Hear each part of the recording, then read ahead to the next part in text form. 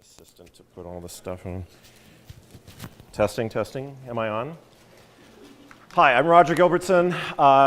Speaking of Alexa and Siri and all these other things that are listening to us, who's familiar with the Bechdel test? Alison Bechdel, cartoonist, okay. Two women are in a scene in a movie or a play. Are they speaking about something other than a guy in the story, right? The idea is awareness of gender roles in film and such.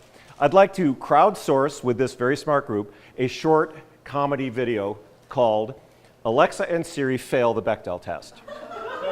And it's Alexa and Siri, and they're talking about their owner. Might be a dick, might be a real jerk, could be a guy just trying to get by, but he's got these two appliances, and when he leaves the house, they're carrying on a really interesting conversation. So I don't own either Alexa or Siri, so I would need your help in coming up with appropriate and funny jokes, but we can set it up, we can film it, we can make it, put it on the internet, okay? Do Alexa and Siri have instantly viral? Hmm? Yes. Do Alexa and Siri have a gender? Siri's genderless, but Alexa obviously does. They're all assume Alexa's a woman. Maybe that's a question that comes up. Maybe Alexa accuses Siri of being gender soft or something. I don't know. Anyway. Interesting question, though. They were both voiced by women. That's how They're non-binary. So, all right. All right, so I'm here. This past week, I went to the second annual Mars City Design Awards evening. There's a very enterprising woman in the Los Angeles area, Vera Milani, who put together this Mars City design. She says, look, Elon's getting us to Mars in 2 decades. We got to get ready to have our cities worked out. She's got student and non-student teams working on designs, and they put together some pretty cool stuff. A group from MIT, a bunch of students from MIT got the first place. And I have to say, the designs were very cool and really made you think. So the awards dinner was a Mars cocktail attire.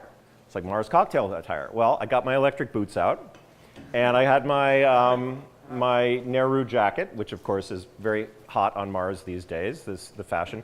But I thought I needed my data interface system.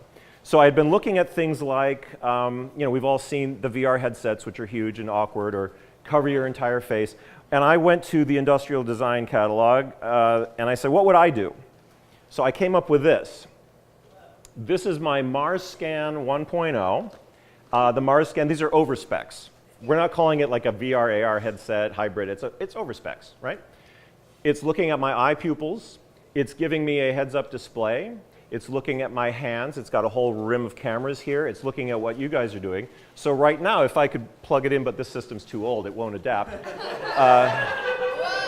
I'm on the, this is on, it's, Technology, am I right? this is on the G6 network, so we're there. And as I move my hands, I'm moving volumes. I have a private space here, so if we're playing poker, I've got things here you can't see, but I can pick them up and put them into the common space so you can see them on your device. And, it's the kind of interface we need, because it's actually, I could wear this thing all night, and it was comfortable. It wasn't like wearing the headset or the big bulky thing that goes to the side. So that's what I made. Some of these parts, if you were here last time, I was giving out the biometal stuff, which was like from an old bin. Some of these parts I've had for 30 years lying around, the stainless steel tubing, and a little bit of 3D printing, and a laser pointer, and there you go, Mars specs.